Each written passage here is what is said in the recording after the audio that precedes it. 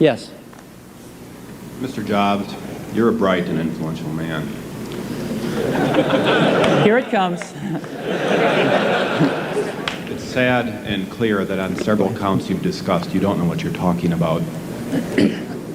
I would like, for example, for you to express in clear terms how, say, Java, in any of its incarnations, addresses the ideas embodied in OpenDoc.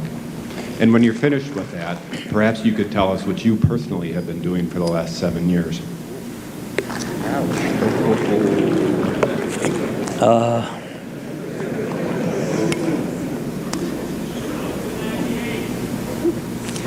You know, you can please some of the people some of the time, but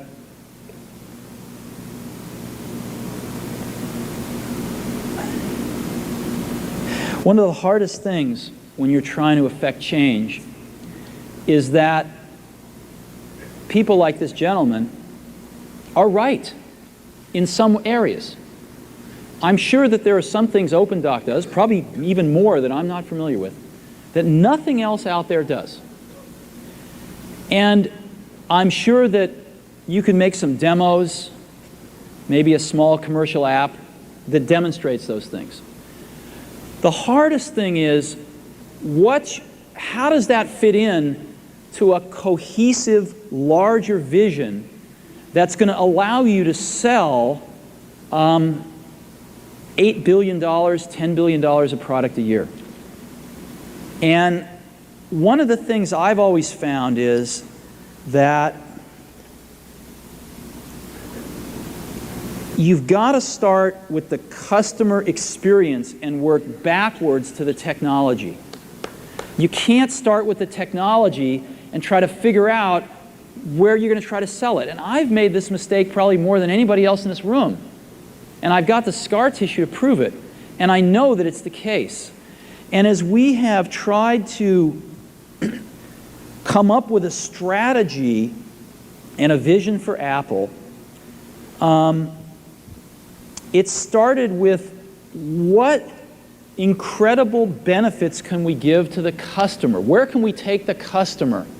Not starting with, let's sit down with the engineers and figure out what awesome technology we have, and then how are we going to market that? And I think that's the right path to take. I remember with the laser writer, we built the world's first small laser printer, as you know, and there was awesome technology in that box. We had the first Canon laser printing, cheap laser printing engine in the world, in the United States here at Apple. We had a very wonderful printer controller that we designed. We had Adobe's PostScript software in there. We had AppleTalk in there. Just awesome technology in the box. And I remember seeing the first printout come out of it and just picking it up and looking at it and thinking, you know, we can sell this. Because you don't have to know anything about what's in that box. All we have to do is hold this up and go, do you want this? And if you can remember back to 1984, before laser printers, it was pretty startling to see that. People went, whoa, yes. And that's where Apple's got to get back to. And you know, I'm sorry that OpenDoc's a casualty along the way, and I readily admit there are many things in life that I don't have the faintest idea what I'm talking about. So I apologize for that too. But there's a whole lot of people working super, super hard right now at Apple. You know, Avi, John, Garino, Fred, I mean, the whole team is working, burning the midnight oil, trying to, and people, you know, hundreds of people below them, to execute on some of these things, and they're doing their best. And I think that what we need to do, and some mistakes will be made, by the way. Some mistakes will be made along the way. That's good, because at least some decisions are being made along the way. And we'll find the mistakes, we'll fix them.